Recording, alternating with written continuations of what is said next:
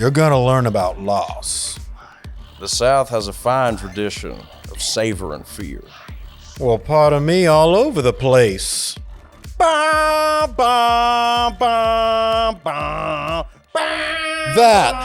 and so much more on this episode of the Deadlights Pod. The devil's eyes. We all go a little mad sometimes. Hi, I'm Chucky. Wanna play? You're gonna need a bigger potion. They're coming to get you, Barbara. I'll play a game. Want it? Kill 'em all. Want it? Kill 'em. You look so in mine. Live, dead, lions.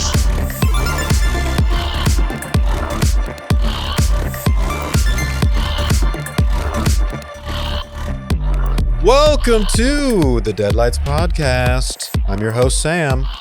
And I'm your host, Matt, bringing you another deep dive into horror. Oof. That was That was a scary slip. Like Freudian slip of almost of sorts, which we don't want. No, not None in of this that. case. I hope there ain't no Max in this studio space. Don't forget to like, subscribe, turn on those notifications. And hammer in those comments. Bring them to us, people. We want to hear back from you and know how you're feeling about things. Absolutely, and especially about such an infamous film that we're about to dive into this week. We got an infamous filmmaker, we got an infamous film, we got infamous actors all over the place, and we certainly want to hear your opinion on this one. Yeah, and we're towing the line yet again here with the realm of horror. So apologies to the true blue. You got a hard line, mindset around what horror is. We're opening the veins a little bit here into some more thromatics of sorts, but certainly doesn't leave out that there are absolute horror elements. Oh, I was horrified. I was definitely horrified in parts of this week's review. Cape Fear from 1991, directed by Martin Scorsese, written by Wesley Strick. A convicted rapist released from prison after serving 14 years stalks the family of the lawyer who originally defended him. Dun, dun, dun, dun. Here he comes. Max Cady, coming out of prison. So you picked this one. You threw this into this season. I know this is by the shirt, by the media that we have displayed here from your household. You are a Cape Fear fan. I just was curious, why'd you throw it in? Yeah, so going back, and so much of what, when we went to the selection of this first season was going back to what, first impressions, the being imprinted, a film being imprinted upon me from a young age. So I always go back to remembering the first time that I saw Cape Fear. And the reason Travis Bickle is here with us today is because what Taxi Driver also cemented onto me. Sidestep, I know, but with that, it was all about the mood and like the essence of what was imprinted onto me because of that. Scorsese's mood that he sets in Taxi Driver with the unbelievable score from Bernard Herrmann, who did the original score for the 1962, or the original Cape Fear from 1962. The way that movie breathed in Taxi Driver, and then that score that just cemented this movie into my fiber, even though it's about a fucking fucked up individual. Same with Cape Fear and Max Cady, fucked up individual. I cherished those movies as a kid in a weird way that as I got older, I was like, I don't know. Some of my relationships of this might be a little I don't think I was quite aware of, certain levels of what's kind of going on at that time. Well, there's a reason that you're here on this podcast because, me too. With some of those crazy characters, they imprint on you and you just can't get them out of your head. And it's the things that you go back to, at least for me personally, that you just love about film and that you bring to the things that you either create or the other things that inform what you like about film or those movies that for some reason or another do imprint on you. And that was one of the main attractions, the possibility of trying to work within a certain convention, a certain genre, and to not only try to do what we would call today like a psychological thriller, but to kind of bring something more to it, to give it another edge, another viewpoint, something that may come from my other films, let's say, another approach to a psychological thriller, without trying to change the general appearance of a thriller, to keep the tradition alive, I'd hope. Shall we dive into it? Dive into the Cape Fear and open the can. Where I would like to start with Martin Scorsese, the director. And I actually want to start going back a little bit, kind of telling the context of this movie and how this project even landed in his lap. And it really goes back to a little movie called Schindler's List. In 1993, Universal Pictures purchased the film rights to Schindler's Ark, a novel about a German businessman who saved more than 1,000 Polish Jews from certain death. Riding a wave of success following the release of E.T. the Extraterrestrial, the studio had given the nod to Steven Spielberg, but the director felt that he wasn't mature enough for such a serious undertaking. Sidney Pollack and Roman Polanski also turned down the offer. The fourth candidate to be asked, however, accepted. Scorsese found the script enthralling, but a tight schedule and difficult preparations were delaying production. The late 80s, he's directed multiple films, music videos, television shows, short films, documentaries, so much. He's so busy that eventually when they got around to actually getting to an opening for him to do the project, this was after Goodfellas in 1990, he didn't want to do it anymore. The director had lost the desire to pursue the Schindler's Project. Challenges that the director had faced upon the release of The Last Temptation of Christ were his primary deterrent. He didn't want to relive the boycotts, bodyguards, and threats that had been the fallout of his previous film. This was compounded by the fact that he couldn't find the actors to fill the starring roles. Meanwhile, Spielberg had by that time already directed 2 installments of Indiana Jones, Empire of the Sun, and Jurassic Park. The feeling of immaturity he had once had was now gone, and he desperately wanted another shot at the director's chair for the film. Spielberg, trying to figure out a way to make this work, proposes a Yankee swap, a little trade ski. He would take on Schindler's List, and he would then trade something that Spielberg had been wanting to make for a really long time, and something that he got Robert De Niro already behind, which was a remake of the 1962 film Cape Fear. Originally, Spielberg came to me, and he was interested in directing, and then somehow he dropped out, and then he and I talked to some other directors about it, and nobody seemed to either want to do it or had another commitment, and so over this period of time, I would from time to time give it to Marty once or twice, and then finally we had a reading right here, and everybody was here, Marty, Spielberg, and everybody involved, trying to get one reading of another version written by Wesley Strick. There was a read-through of the script in New York that Steven Spielberg had organized, and I just sat in the audience and watched it. I think Kevin Kline played the Sam Bowden part, and I think Phoebe Cates played the girl. Bob De Niro was Max. I think it was very much done as a kind of showcase for Bob to show Marty that this was an interesting project for them to collaborate on. It worked out. They agreed to swap it, and it's just interesting the universe that we would have a Spielberg Cape Fear and a Scorsese Schindler's List. Yeah. Whoa. What would those movies look like? What would those movies look like? What if we had Harrison Ford in playing Sam Bowden, or if he had it his way playing Max Cady? Ultimately, it worked out for everybody.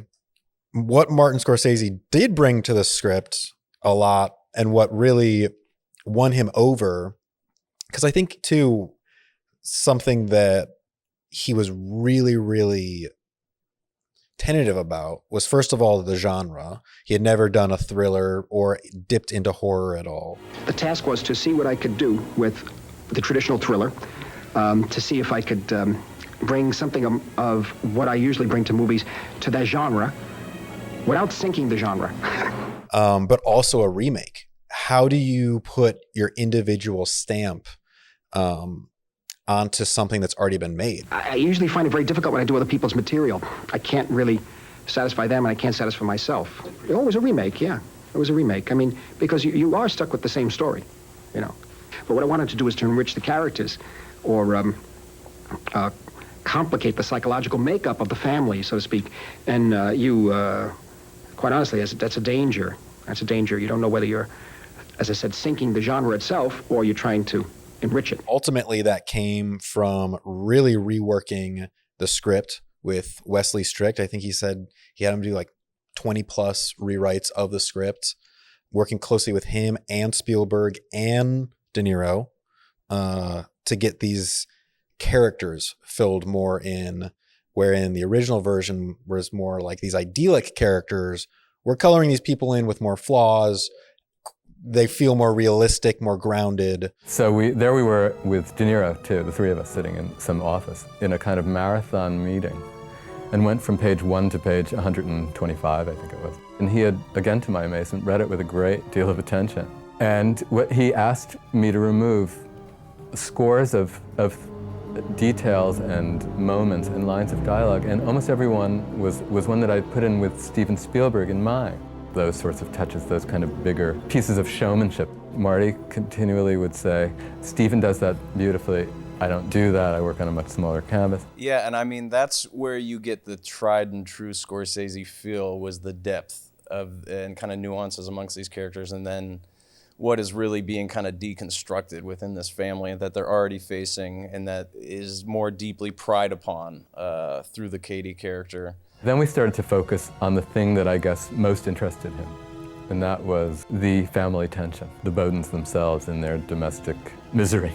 And that's when I started to get excited, and then I said we should go forward. And it was also a picture that I had owed to Universal because of the support and the production and the support on the final release of Last Temptation of Christ. So I decided I'd try and make the film. You know, he didn't want to sink the genre, was part of what he said coming into it too, but ultimately really needed to have that depth to be able to play with a bit more, and then an impeccable cast across the board. Once we came up with the idea that the family could be worked on from the inside, where Max could work on the conflicts within the family, then you have to have three interesting characters. They're not stereotypes. The actors he brought in are really, kind of eclectically across the board. Lang coming from a little bit more theater background at the time and stuff. I mean, I had been wanting to work with Marty since Raging Bull. I actually met with the two of them for that film, and it didn't work out. The idea of working with them was, even that was for me more important really than even the part or the story or anything. The prominent Nolte roles, Scorsese knowing Nolte from Life Lessons, part of New York Stories, as Lionel Dobie, the painter, and as I saw Nolte in an interview talking about, Scorsese only knew me as his fat painter. But Cape Fear, they were thinking of Dennis Quaid, and I wasn't on the list. And I was in New York shooting with Streisand on Prince of Tides. So I said to Billy Cross, I said, let's put our black suits on, go to this casino party they're going to have after the showing, and let's just stand against the wall like we're two lawyers. Pretty soon Marty walked by. He looked, and he double looked, and he came back over to me and he said, Nick. I said, yes, Marty, Nick. He said, can you be at my office at 12? And I said, sure, I'll be there. Did an interview the next day and pretty much secured it from. We have Juliette Lewis, the first girl they auditioned for this. Because they kept telling me through my agents and all this, I'm the #1 choice, or you're #1, but we're still looking. So I was like, why are they looking? Why didn't they hire me? And I was naive or whatever. Then Scorsese said after I got the part, he goes, we couldn't believe you were the first girl we saw and that you were gonna be the girl in the movie, because I was the first girl that De Niro saw that day to audition. And for her, she really said that this was, because she was, I think, 17 when she shot this. This was one of the first movies that she was with such heavy hitters like Jessica Lange, Nick Nolte, De Niro, Martin Scorsese. I was really young and hadn't developed a process yet on which or how I work. So I sort of had this raw talent that I didn't know. So he was the first director I got with that just validated me, because before that, I'd only been hindered or stopped. He just let me be, and that was the genius of Marty, is that he'll accommodate how each actor works. It is cool to hear someone be able to pick up those things from such powerful figures, powerful actors and stuff in the space. Totally.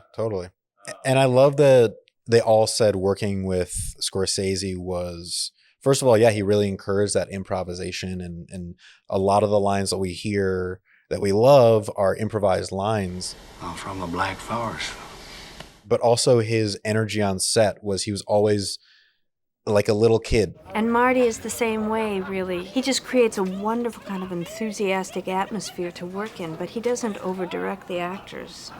That was great. And action. He has this extraordinary kind of almost childlike enthusiasm for the process of this thing of filmmaking and actors and creating. I mean, he's a wonderful person to be around. This style, too, there is so much movement in this movie between not just the camera moving, characters constantly moving around scenes, whip pans, sounds coming in.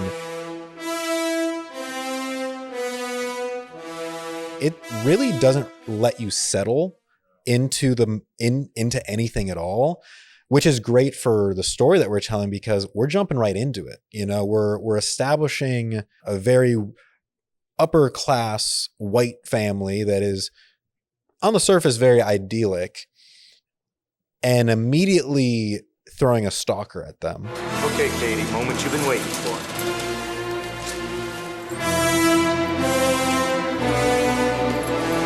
What about your books? Already read them. We get to establish the family, the Bowdens, Samuel J. and his wife Lee, and their daughter Denny. Very, very idyllic family. And we go to a movie. Hefty cigar smoke billowing. The biggest bikini lighter, that lighter that he pulls out to light that cigar with. He's in there smoking. He's in a movie smoking a cigar. Excuse me.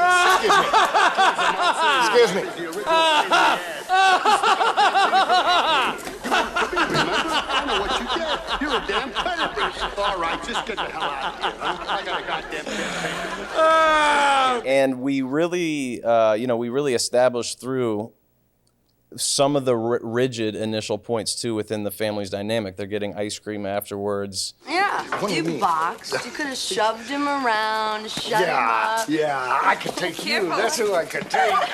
You know how to fight dirty. You do that for a living. Oh, real cute, Lee. The subtle way that Cady is just always around, from the establishing shots we get of this dude's ripped body. His body had to be a lethal weapon, just in and of itself.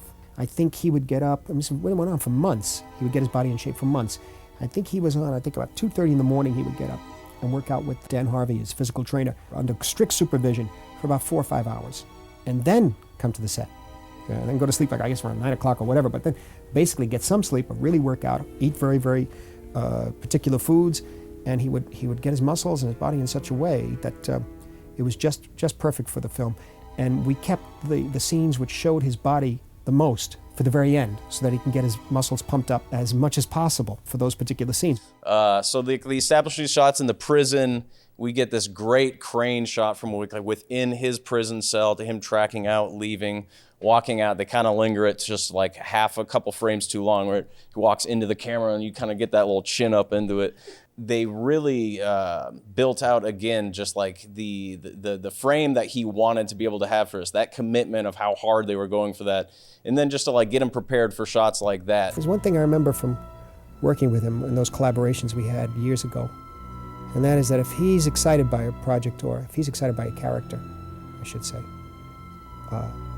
and if I could understand that character, or if I could see in the character something of what he sees, or if I could see my own way, and my own way blends with his,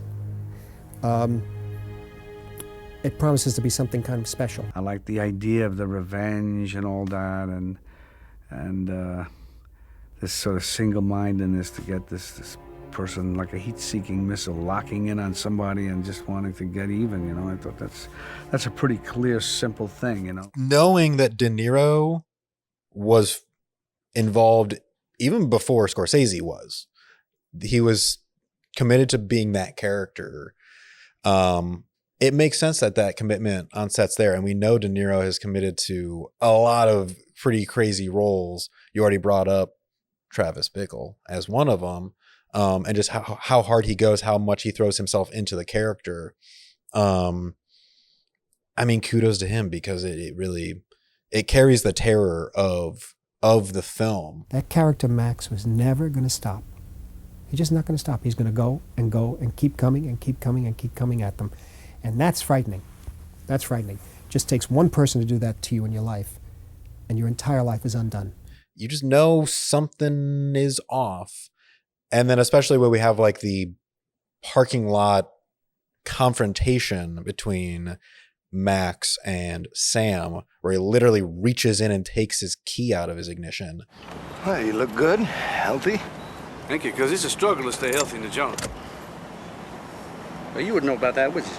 I love how that scene is shot. Max standing over Sam, the camera is just so high up above Sam. He feels just like a little kid at the mercy of this psychopath. It's a small town. Everywhere you turn, I guess we're gonna run into each other.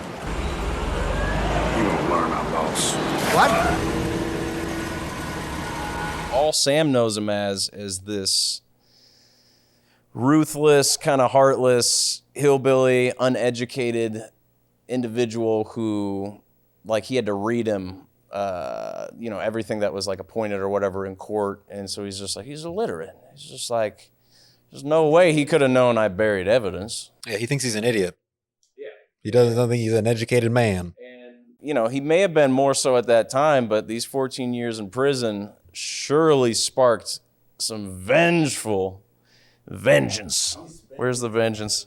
Vengeance is mine. Some vengeful, bones into Max Cady. And then going back to where De Niro, like the research he did into prisoners who in particular were also known for the rape, aggravated, as they called them, aggravated assault, but these crimes of rape and otherwise heinous, horrendous acts. I talked to some people and had somebody go around with a tape recorder and tape people who had been in jail for rape and the things that Max Cady had been in through the South, and I looked at all the tapes and picked up different things from them and just was looking, sort of trolling for anything that I could use. Also paid a dentist like 10 grand or something to grind his teeth down, and then another 20 grand to fix them afterwards. And I don't understand that. It's like you just kind of blunt them up a little bit and you have to like reshape them and then shorten them. There's not really any regrowth going on there, really. I don't know how you reverse that too. Yeah, that's some reverse osmosis. Ow. The vegetable ink tattoos, the specificity around that. The idea of covering his body in tattoos, I think, was Bob's. I may have indicated one or two. But he did an extensive amount of research into convicts, and I'm sure that he discovered in looking through photographs that were provided for him and videotapes that a lot of these guys, of course, they spend a lot of their time, a lot of their stretch decorating their bodies with tattoos. It's one of their pastimes. These are all coloring ins of the character. And real quick with the tattoos, Scorsese mentioned that the tattoos were inspired by Robert Mitchum, who played the original Max Cady, his actual character in Night of the Hunter. Yeah, when he had the love and hate on his fingers. We knew that in the tattooing, we'd be conjuring up the image, for those who know, the tattoos, of course, in the great Night of the Hunter, with love, L-O-V-E, on his hand, on his right hand, and H-A-T-E on his left hand, and love and hate, battling it out. He really cemented a thriller for the decades at that time, like especially right into 91. And I think too, what he set out to do, which is what he did, was make a completely different film than the original one. That was his biggest worry. He didn't want to just make a remake of that, and he didn't want to do a disservice to that story or the genre. And I think we see a lot of like very experimental stuff that he's playing with too. And I think one of the scenes that actually highlights it is after the parking lot confrontation, Sam and Lee have a sex scene, which goes into some black and white and then negative and then colors, and then we're fading and pushing in. It's just like he is playing with a lot of different techniques. And again, it's adding to this like frenetic style that everything is lending to in the movie, which just doesn't let you settle in. It doesn't let you settle down and be comfortable with these characters ever, which is great because you shouldn't, because we have a stalker right outside our door.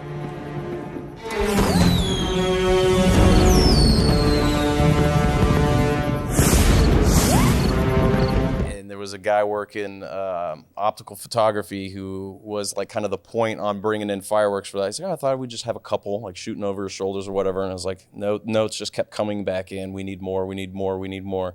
When the fireworks shots were done, they photographed De Niro against a blue screen. He was to be composited in with a series of fireworks. My understanding initially wasn't to be such a heavily orchestrated fireworks sequence. I thought, oh, well, it'd be nice, just a few fireworks over his shoulder. And I kept hearing, no, he needs more, add more, add more. And finally, I talked to Marty on the phone one day, and I told him, well, I've got fireworks going forward, I've got fireworks going backward, I've got flat fireworks, I've got scope fireworks, so they were spreading, everything. And he said, that's great, put more. So what ended up in the movie is just a ton of fireworks.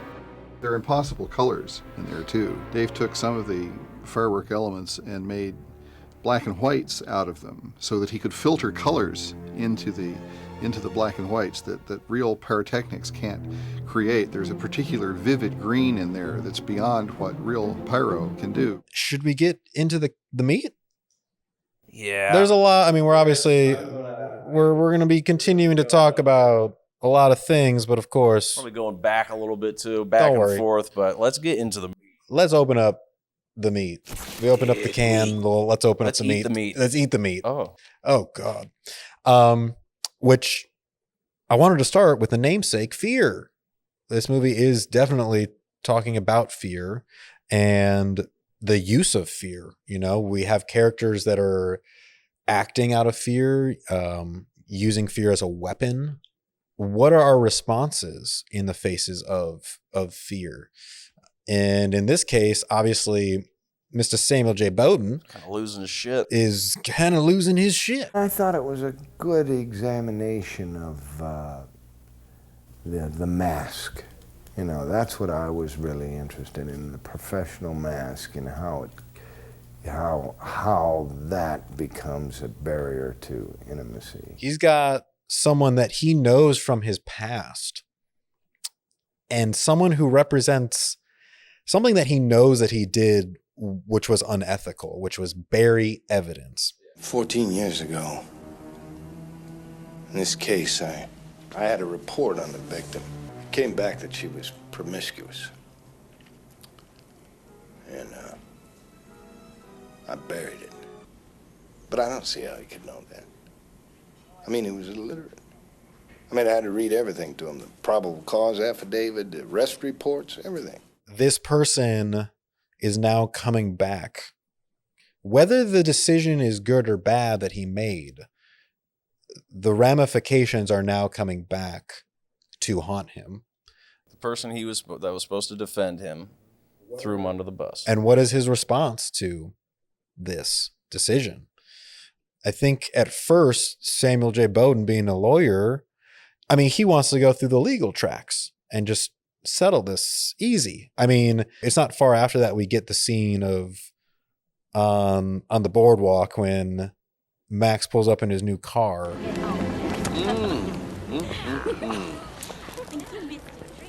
They're great at that age, ain't they? That scene is, I think, a good establishment of, first of all, Max Cady is definitely more of an intelligent man than we thought he once was. I learned to read during my stretch. First, Spot goes through the form, then law books mostly.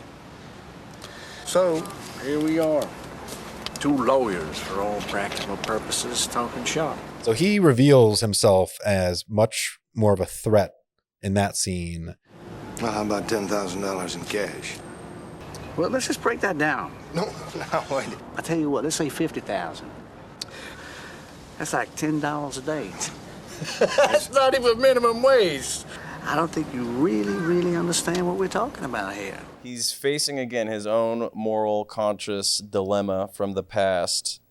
The situations that we've come to find more about, that the families had some dynamic issues in presumably the Atlanta area, and that instead of him and Lee breaking up, they decided to uproot the family and move them. Why did you bother? Why did you bother with you and me, with the marriage? Uprooting me and Danny moving. All the while, these 14 years, Max Cady has been like sharpening his mind, sharpening his body. He's a heat-seeking missile that is locked on to this family. Not far after that, the dog ends up poisoned. I think it's literally the next scene. Doesn't he go like, "Oh, I got somewhere to be"? Yeah. Go kill the dog. Yeah, it's essentially that. I think that's what happens. And what I love about what we're starting to establish now is going back to the reaping what you sow kind of theme that we have going on here. Yes, he's going to come after Sam, but unfortunately your actions affect more than just yourself. So that's how the family now gets sucked into this whole situation, and not even just the family. Samuel J., we know he's not unethical, but he's not exactly a wholesome family man. He's also got a little side piece going, Lori. A little Ileana Douglas. You know what? We should stop doing this for a while. Doing what? We're not doing anything. Yeah, I know that. Yet. Why, does your wife mind? Well, my wife doesn't even know you exist, which most certainly is for the best, you know. Why's that? When two people get married and they live together for a long time, you know, I like hanging out with you, you know, so sue me. And unfortunately, she gets sucked into this whole mess as well. And Max locks his eyes on her. Yeah, so we get Max Cady in the bar and his red fishnet button-up. I had no business getting stuck on a guy who was married. You certainly did not. I don't know what I was thinking. God only knows. The rat stood me up today. Did he? Yes. What a shame. I know. I just got released from prison. Oh my God. This is the way my day's been turning out. Actually, can I ask you something? What? What did you do? I knew you were going to ask that. I hacked my wife into 52 pieces. I was afraid you were going to say that. What's funny, conversely, about them filming that is they had a hell of a time shooting that sequence in the bar. They said it was hilarious. We improvised those scenes with Ileana Douglas and De Niro. We improvised the dialogue at the bar when he picks her up. And some of the scene in the bedroom. Scandal. He's a rough one. How's this feel?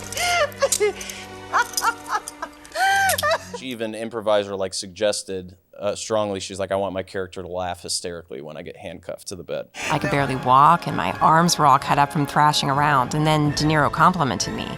He said that Charles Grodin was a pussy because he couldn't take the handcuffs off when they did Midnight Run. Thanks. Because it's starting to cut into my wrist. Thank you. I thought that was a supreme compliment. Then Scorsese's like, we needed him to do an extreme violation. And it was like, oh, yeah. You got it, Marty. I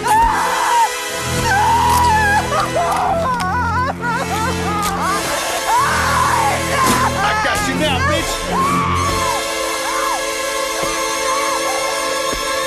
bitch! Wesley Strick didn't even know what they were going to do with the face.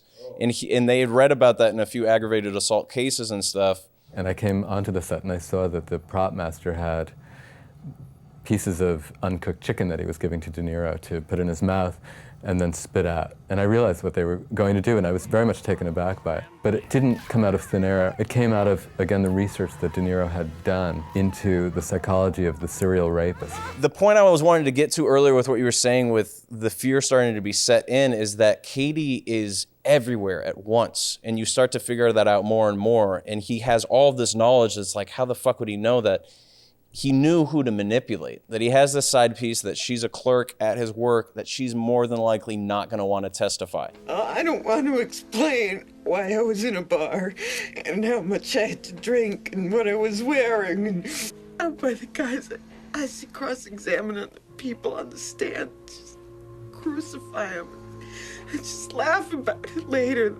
He is just doing all the little pieces he can to tear this family down at the seams. And what's great is this isn't a supernatural movie, but how this character operates, Max Cady, at times seems supernatural. Not to mention, I mean, not only his strength in his body, but like being everywhere at once, knowing all this stuff. He's so good. He's one step, two steps ahead of everybody. And that's necessary, I think, for this movie to function in this way and to leave us in this heightened fear, because you're right. What that means, he's following him all the time. He was there at the squash, maybe at other times when they've met up. Like, where the fuck was this dude? What has he seen? And that is what these early moments are doing such a good job of establishing is, setting in that fear. What else does he know? Just think of this fella Cady as a tiger. The trick is to get him out of the brush. Now, how do we do that? You stake out a couple of your goats and hide in a tree. And then what? Blow his head off? I'm a law officer. It would be unethical of me to advise a citizen to take the law into his own hands. Sam at first tries to make it all legal, but unfortunately, like he says, Max got the law on his side, and he has to go to more and more extreme places, which in some ways is pushing Sam's character closer and closer to being like Max. Sam doesn't know where to turn, and so he goes to old Joe Don Baker, rest in peace, died this past year, and goes to the character of Kursick. I mean, why can't anybody do anything for me? What good are cops and laws and due process? Sam, calm down. All right, here's the deal. I'll do a background check on him, follow him for about a week, and write you up a risk assessment. That's Sam's like first little tinge of like, okay, I can't do anything within the bounds of the law that I know. Maybe I could hire somebody else to work outside of it for me. There's men that can be hired by me. Do a little job on Cady, a little hospital job. What are we talking about? 2 pieces of pipe, a bicycle chain. I can't operate outside the law. But that whiskey and Pepto-Bismol, Wesley had read about that as a cop's drink, a cop who had ulcers. That was his drink of choice. And so there was some validity behind the Pepto-Bismol. Oh, whiskey, I can see that. Totally. Oh, especially at that time. Oh, yeah. Shall we get to the cook? Yeah. Let's cook it up. Open up the crock pot and see what this meat looks like. And this is actually where I wanted to talk a little bit about the comparison between the 1962 version and the 1991 version. 1962 version, we have Gregory Peck, Robert Mitchum as our two main leads. And in that film, the family, the Bowdens, are much more of an idyllic family. The original Cape Fear is a perfect B film, in a sense, a perfect film noir. And you can't do that again. That was a statement that was made at that time for that culture and that time and place. And so what would I do? In this version, Scorsese, as we said, really wanted to color in these characters a little bit more to make them more complex, make them more ethically and morally complex. So that's why we get the element in this of Samuel J. Bowden being having some infidelity going on with Laurie. He's not the idyllic guy that we have in the 1962 version. And I think it's a great decision because it has us as the audience then have to question both sides. It feels uncomfortable that we have to do that because we have a person who is a clear antagonist in Max Cady. He's clearly a bad guy and detestable. We hate him. But on the other side, we do have his lawyer making decisions that if our lawyer made, we would be pissed. So we can kind of see his point. Everybody is guilty. Everybody's innocent to a certain extent, even Max. You may hate what Max does, but at one point towards the end, you could sense his outrage. And I think it makes the movie more realistic. It makes us have to wrestle with it a little bit more. Yeah. Makes it more of an engaging process for us as the viewer. Certainly doesn't rationalize his actions, but gives you an impetus to understand where Cady's drive was coming from, especially with the layers that Nolte's having to face to navigate through this and keep his family afloat. We get the auditorium scene. Your parents don't want you to achieve adulthood. That's natural. They know the pitfalls of adulthood. All that freedom, they know it only too well. But your parents, they judged you. They got plenty angry at you, didn't they? Yeah. Mm-hmm. They punished you for their sins. The biggest change of the script was originally it was just like him pursuing the daughter through the school, and Martin Scorsese was like, I don't want her to be scared. I want her to be seduced.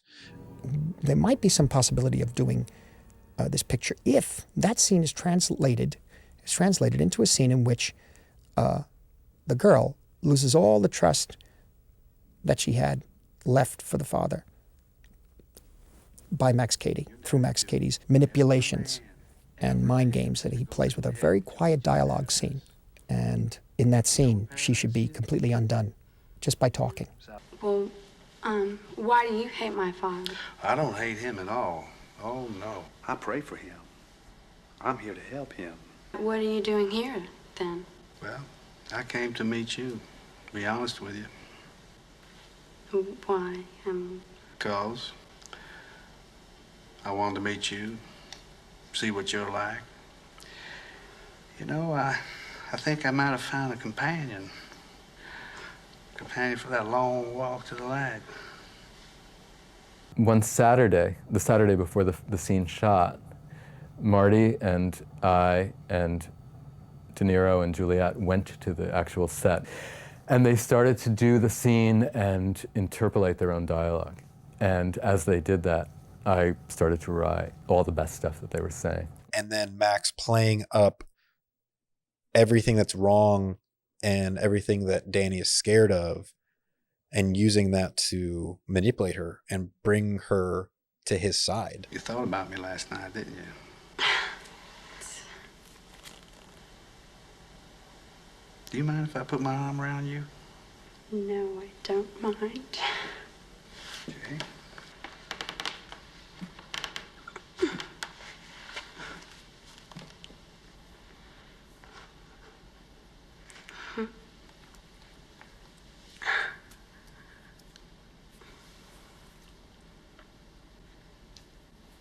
Bob was basically like, yeah, I did the thumb thing. I had something I wanted to do, and I was a little thing I told Marty, and he's like, I didn't want to tell him, just kind of do it. The thumb thing was a surprise. I didn't want to do it until we did it. I think I told Marty I'm going to try that or something. Or I said, I'm just going to try something, That morning, he said, I have an idea. It's a little crazy. I said, well, what is it? He said, well, it's this. I said, well, yeah, let's try that. That's good. Let's see what happens. Whenever he can, he always shoots improvisation with 2 cameras, so that if one actor is going off, he always has the other actor responding at that moment to it.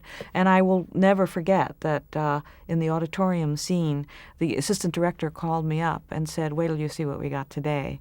The entire set just went dead quiet, because on the first take, De Niro just hit it, and Juliet hit it with him. So when Marty said cut, after that, I was so exhilarated, because artistically there was such this energy and an exchange that you almost feel, it's almost like an out-of-body experience. You sort of feel euphoric and electrified. So I go, wasn't that fun? to Bob and Marty, and they were just like, it was a little like, Anyway, I was just like, it was really fun for me. Either way, they got it. It served its heavy purpose. It was fucking creepy. And this just all ties back in. The fear he's instilling with each of the family members. Jessica Lange, such a powerful scene, too, where we have Cady driving by the house, dropping off the dog collar for Benny, the dog he killed, and is basically kind of flaunting in her face. Big, friendly, shaggy, sleep at your feet, keeping you company while you're trying to finish up those pesky little sketches. The scene in which Cady pulls up in his Mustang and returns the dog collar to Jessica. Ma'am, this belongs to you. It was written very late in the development of the script. I think we were 2 weeks from shooting. And it was written for, in a way, a bad reason. And that was that Jessica noticed that there was no scene until the finale that she had between her and Bob De Niro. And so I wrote it. I thought it would be important to have an encounter between the two where she doesn't understand what's going on at that point, but that there's some kind of friction between them, some kind of tension. The levels that builds, and just those two scenes alone for Jessica Lange and then Juliette Lewis's moment, how that layers into the rest of the family dynamic, again, the rest of this family being torn apart at the seams, and the festering aspect that he lingers always with you, to the point where they think that they can escape, have to jump a little bit, but what does he do? He sutures himself underneath the car. And so I had this image, and I think it comes from the movie Alien, where the creature is actually attached to the face of one of the crew members, and that always really disturbed me. And I saw in my mind's eye Max Cady holding onto the underside of the car, just like that alien. This menacing figure is always with you. I mean, look at this. If we can get a little tight punch and crop in on our wide, maybe. The Cape Fear Laserdisc, just looking at the eye line, those hawkish eyes blending into the ripples of the water of Cape Fear. And then like the aspect of Bernstein coming in as a disciple of Bernard Herrmann. Well, I'm using the Bernard Herrmann music. In the original film, there's not going to be much original music to do. No, I said, that's exactly why I want to do it, because I was a great disciple of Bernard Herrmann's, and I would like the privilege of playing with the music. You take a piece of music that was used in one place in the original film, it was not necessarily used in the same place in the new version.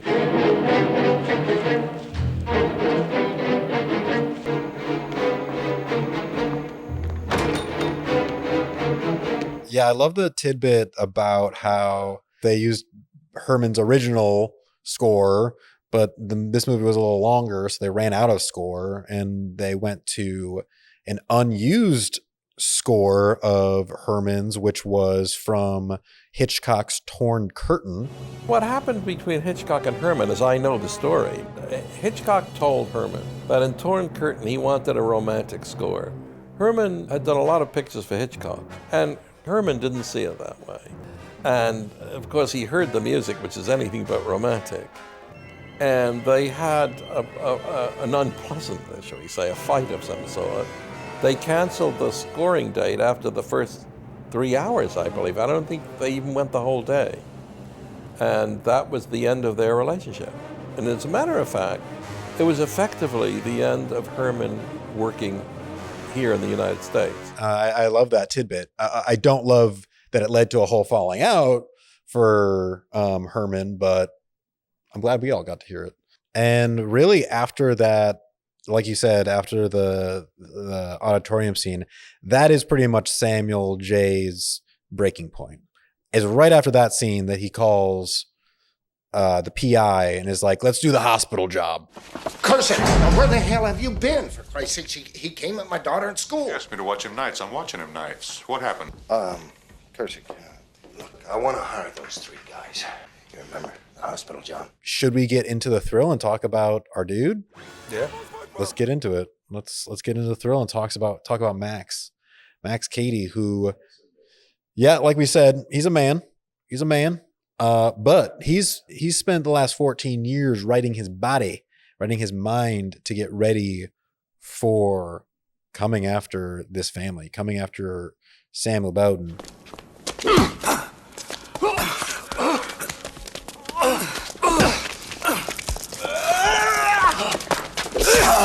We see he's kind of like a cockroach, especially in that hospital job scene. He is scrappy. He survives. He's a survivor. And all the while, Samuel J's just behind the dumpster watching. Come out, wherever you are. I can outread you, I can outthink you, and I can out-philosophize you.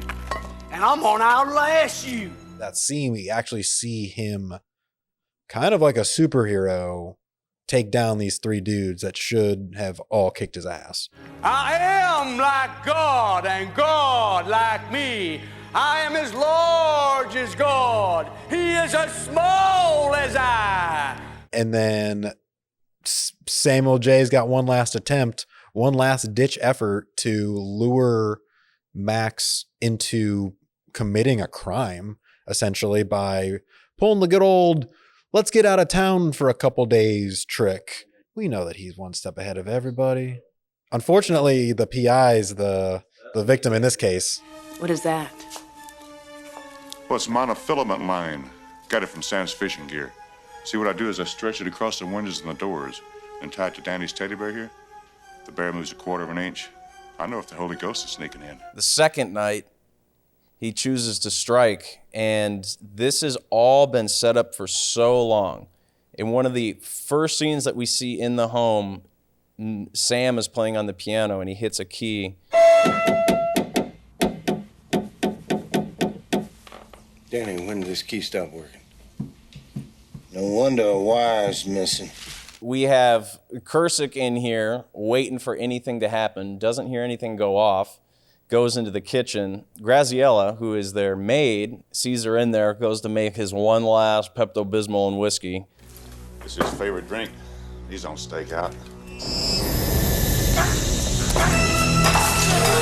That moment just does such a good job of, again, establishing this villain's power from the beginning. You know, he's 10 steps ahead. This piano wire that was a throwaway detail has now come all the way back to the end. Well, that leads to like the most Goodfellas moment of the movie of like Nolte shooting just randomly out the front door.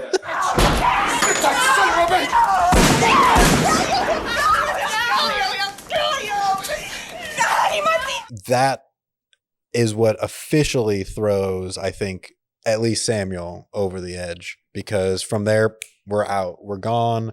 Get in the fucking car. We're on the boat now. What was that? It's just a squall.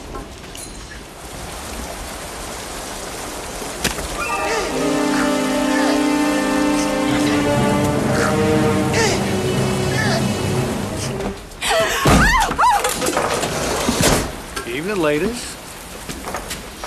Yeah, as far as like Max Cady goes, I think that this, we're in our third act, ultimate climax right now, where our villain is truly showing his most evil self. And so he's beyond pain. Granddaddy used to handle snakes in church. Granny drank strychnine. I guess you could say I had a leg up. Genetic was bacon. He's kind of just like beyond human at this point. And like, especially when he gets burnt, he looks not human. He's not feeling pain. He's not fearing his own demise. He's accepting it. Was a prior sexual history ever prepared in connection with my defense? It said she was promiscuous. It said that she had 3 different lovers in one month. At least 3! At least 3! You were my lawyer!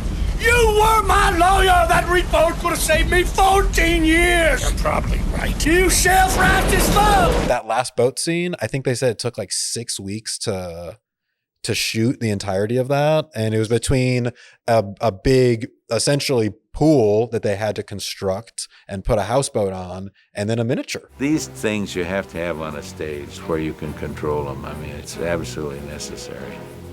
So we built a tank, which sounds a lot more sophisticated than it is. It's really like a large swimming pool. The tank was about 90 feet by 100 feet, 7 foot deep.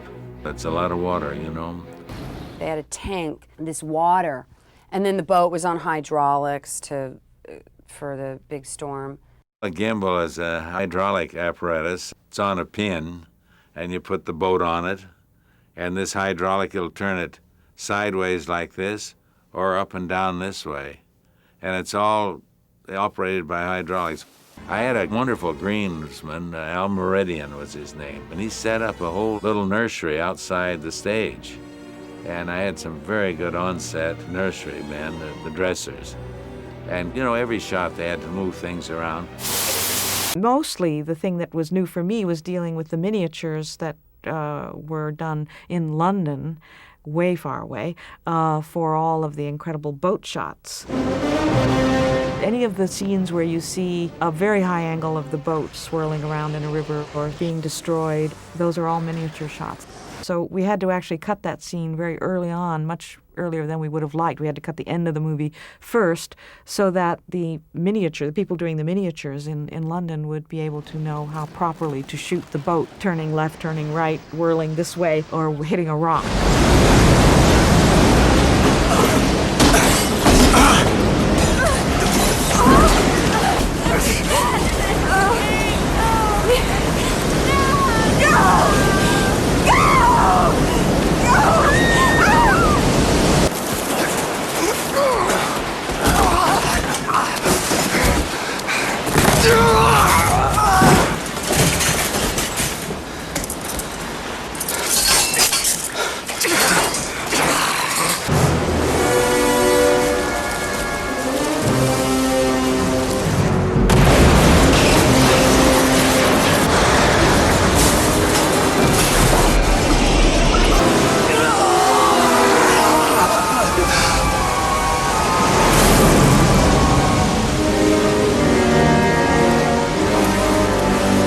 One little quick side piece to this, Marty in the behind the scenes is like, we shot it, and he's like, everybody is like wondering, did he die? And he's like, this got ruined. Basically what he said, he called out Halloween as to being the movie that ruins people trusting that a character would die.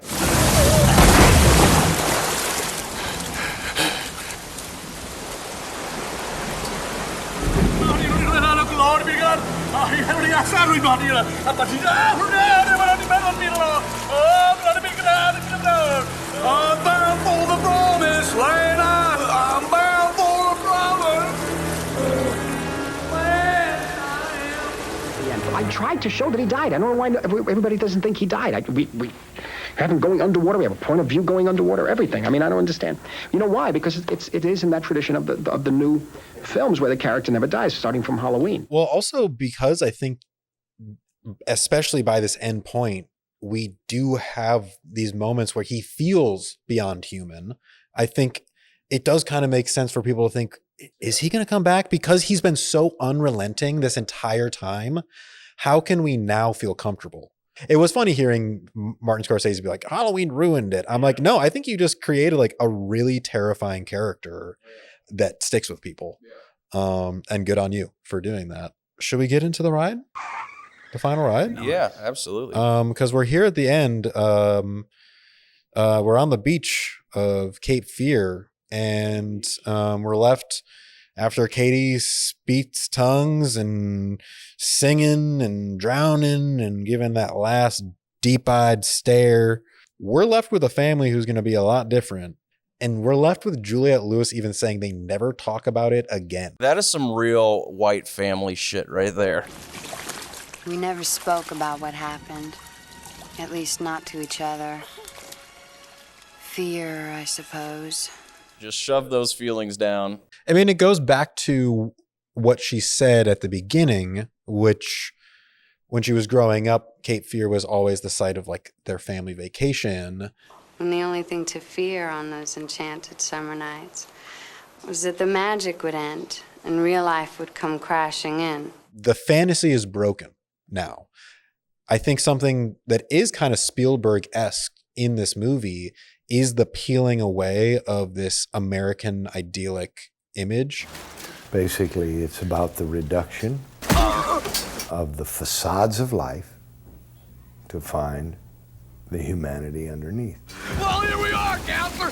Just two lawyers working it out. And that process can be a very violent and painful process. And it kind of full circle comes into like our family devolved in and on itself from my own actions previous to what we're facing right now. And you get the like heaviest tie-in with that, with the fact that he can't even kill him at the end. He has the perfect rock. He's about to smash his fucking face, and the waves take him away, and he fails yet again. Samuel can't get rid of them. You can't get rid of these actions that you've already made. And that is scary. Cape Fear. Should we get to these Smash Pumpkins of Cape Fear? I'm curious what you got. Cape Fear, my Smash Pumpkins, I am at a 3.7. 3.7. 3.7 on Very it. nice. And, so I always am, I'm going to be, bear with me as we go through these takes, because I have a lot of thought going into what makes movies good to us. Being critically about something from a process standpoint is always good and fine, but sometimes the intent around what was, going for might strike a little different with one to the other. So as much as I love a lot of the playing around here, I do feel like I'm lost a little bit in some of it, or didn't know what the intent of it exactly was. And, there was like, the other thing is, there was a few things that just felt like they didn't also fully settle into how, not the character's directions with the intention, but like Sam, for instance, he has an accent that really kind of fluctuates. At times, there's a few lines that you hear, it's like rather heavy. No wonder a wire's missing. And then it's like non-existent. What good are cops and laws and due process? I love this movie to death. It has such a vibe, feel, tone. The atmosphere for me is everything. And there's so many little lines, nuances of the lines, how they're said, that I will always really highly regard this in my catalog for where I rank Scorsese films as well. But at the end of the day, looking at the Smash Pumpkins, where we're at and stuff, a little down from where I might give a little bit of a higher stamp for how much I love this movie as well. He's playing. And I like that he's playing, but I do agree with you. I think that it gets a little bit off the rails at points, and a little bit like, okay, I don't know why are we fading to yellow and then fading to red and then fading to negative? I'm not really sure. Why are we going deep into her putting lipstick on her? There's just a couple moments where you're like, I'm not really sure what we're doing here. Yeah. But I think the tension really works. The character is a character, Max Cady, that will live on. And he continues to live on. And obviously there's another Cape Fear coming. Javier Bardem, the new Max Cady, this year on Apple Plus. Apple Plus. Yeah. I think for Smash Pumpkin wise, I am going to give it a solid 4. I am going to give it a solid 4 because I think it is very engaging. It is terrifying the whole time. He's a great villain. Yes, there's nothing supernatural going on here, so maybe we can't call it explicitly horror, but you can certainly call us a thriller. It's a thrill ride. It's a thrill ride through and through. So I am horrified of it. And so for me, that really works. All in all, I really do enjoy it. And I'm really happy that we got to dive into some of this behind the scenes stuff, because it's some infamous filmmakers with some very infamous actors. It's fun to look up all this stuff and find the little tidbits. I want to know, what about your creepiest kitty? There's some creepy ones in here for sure. I already know mine. I can tell you mine right off the bat. Give me yours. I mean, it's the obvious one. It's the creepy ass auditorium scene. It's creepy. It's creepy. The thumb stuff's super creepy. And also, like, knowing that wasn't planned, and that's like her genuine reaction to it is just adds to the layer of like, oh yeah. No, creepy. That scene is beyond, and I'll give a different flavor, but I would call out on that. And in particular, again, it's how we descend down into like this basement. Almost kind of has this like boiler room initially Freddy kind of vibes before she gets down in there, and then like the dark set stage, auditorium seats are all dark. She slowly meanders her way down to Cady, and then again, we know what he had done previously. It's like what everything built up to instill the fear that you had going into that moment. But for me, conversely, similar horrendous acts, and I just love Ileana Douglas to death, so it was very hard to see sweet Ileana Douglas's cheek bit off and then be brutally punched. But it's good to know how much fun they had on set, and that it was her idea to laugh hysterically as he's handcuffing her and about to break her arm, and tell her that what happened to him in prison hurt a whole lot more than what he's about to do to her, which is a starkly... She knows there's no turning back. You get the saliva on her face as she's screaming with the mouth open too. Just kind of like, it's just the layers to that just give this like visceral feeling, and especially being handcuffed, all this completely helpless to this like insane monster, and we're really seeing him be unleashed for the first time in that moment too. So that is my creepiest kitty. That was a creepy ass kitty for sure. Wow.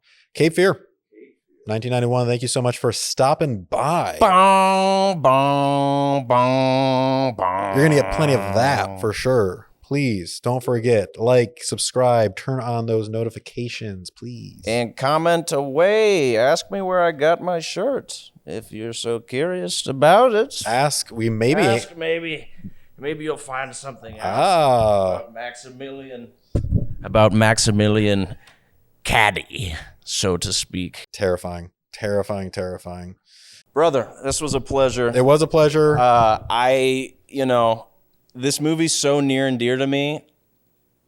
I had some little flusters early on. There was so much I wanted to get to and talk to and parsing it out, and I feel like I was not as succinct as could have been, but I'm not diminishing any of the conversation by any means that we had. I think we covered a lot. This was, I was so excited for this one, and I'm glad we got to fully dive in. There was a lot that we found when we opened up the behind the scenes stuff, and I love that it just continues to add layers to every movie that we watch, and we find more and more appreciation for these movies and these filmmakers that we love, these and the connections, these stories, and it's just cool. And so I hope that we can convey at least a little bit of those cool stories to you guys, for you to tell us more too, like tell us the bits that we left out. If you want to check us out, please check us out at the Deadlights Pod, and also check out Playground Social, which is the studio that we are recording this at. BGS Studio 2.0. Really want to thank Rudy Degner. Really want to thank Rudy Schieder in the booth. Michael Schieder. Michael Sinas with the TVs, and also Andrew Degner with the extra content that makes us look so good. That is hitting off strong. Yeah. Really appreciate you guys. And if you want to check me out, please check me out at Beep Beep Richie T. You can find me at MR_Andreessen. But until next time, stay spooky, y'all. Stay spooky, y'all. Woo! Fear. Boom, boom.